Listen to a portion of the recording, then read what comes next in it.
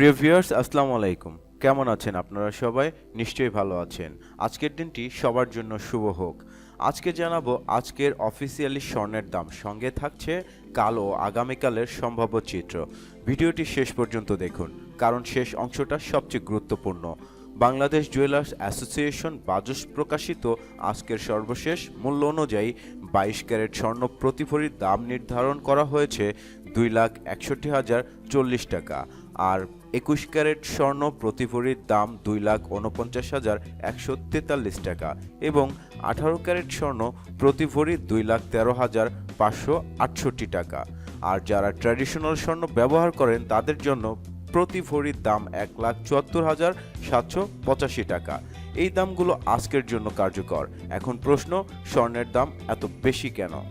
বিশ্লেষকদের মতে আন্তর্জাতিক বাজারে স্বর্ণের দাম বৃদ্ধি, ডলারের বিনিময় হার, বৈশ্বিক অর্থনৈতিক অনিশ্চয়তা এবং বিনিয়োগকারীদের স্বর্ণমুখী প্রবণতা, এই চারটি কারণ একসঙ্গে কাজ করায় বাংলাদেশেও স্বর্ণের দামে চাপ পড়েছে। এখন আসি সবচেয়ে গুরুত্বপূর্ণ অংশে, কাল কি হতে পারে। যদি আজ রাতের মধ্যে আন্তর্জাতিক বাজারে বড় কোনো পরিবর্তন না আসে এবং ডলারের দাম স্থিতিশীল থাকে, তাহলে কাল স্বর্ণের দাম অপরিবর্তিত থাকার সম্ভাবনাই বেশি।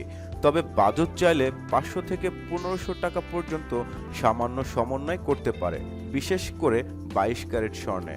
মানে কাল বড় ধাক্কার সম্ভাবনা কম, কিন্তু হালকা ওঠানামা একেবারে উড়িয়ে দেওয়া যাচ্ছে না। এখন চোখ রাখি আগামীকালের দিকে। যদি বিশ্ববাজারে স্বর্ণের দাম আরও বাড়ে, ডলার শক্তিশালী হয় অথবা আন্তর্জাতিক কোনো অর্থনৈতিক উত্তেজনা তৈরি হয়, তাহলে আগামীকালে স্বর্ণের দাম আরও বাড়তে পারে। অন্যদিকে যদি বাজারের চাপ কমে এবং বিনিয়োগকারীরা অপেক্ষার পথে যায়, তাহলে দাম স্থির থাকতে পারে অথবা সামান্য কমার সম্ভাবনাও দেখা দিতে পারে। তাহলে এখন কি করা উচিত? আপনি যদি স্বর্ণ কেনার চিন্তা করেন, তাহলে দাম আরেকটু পর্যবেক্ষণ করুন। আর যদি বিক্রির পরিকল্পনা থাকে, তাহলে বর্তমান দাম তুলনামূলক ভালো বলা যায়।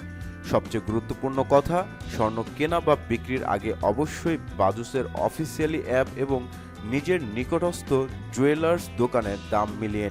এমন প্রতিদিনের স্বর্ণের দাম, বাজার বিশ্লেষণ এবং আগাম সতর্কতা পেতে চ্যানেলটি এখনই সাবস্ক্রাইব করুন। ভিডিওটি ভালো লাগলে একটা লাইক দিন এবং গুরুত্বপূর্ণ তথ্যটি শেয়ার করুন।